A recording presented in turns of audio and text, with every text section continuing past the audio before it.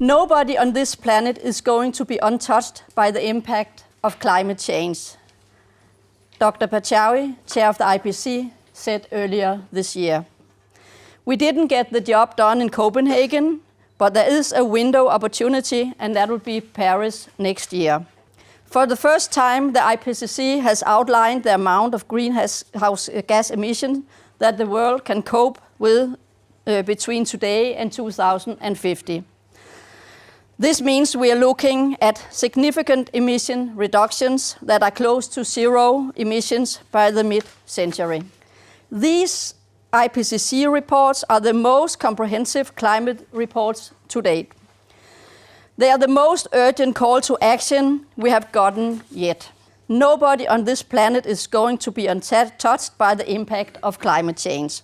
Fossil fuel production is very, very water intense. Water stress is going to be a huge story in the 21st century.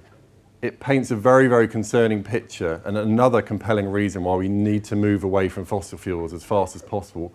The emissions are going up steeply on all sectors, on all accounts, and fossil fuels in particular in yellow, all fossil fuels emissions, including CO2, but not limited to CO2, also methane, are about 70% of all global greenhouse gas emissions. All is nothing if we don't change the energy sector. The energy sector is key.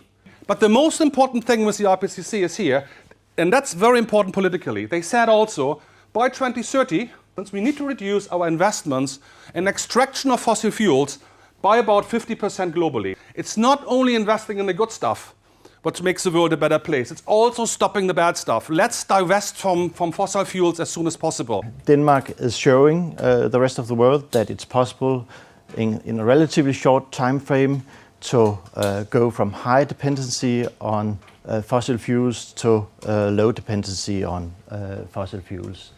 By 2020, we will have a 40% reduction of our domestic greenhouse gas emissions compared to the 1990 level. And by 2050, we will have 100% renewable energy in all sectors. This report has actually a very positive message. What they're telling us is that changing this, having the kind of deep decarbonization, getting out of fossil fuels pathway, that this is actually not going to be that expensive. It's not going to cripple global economies.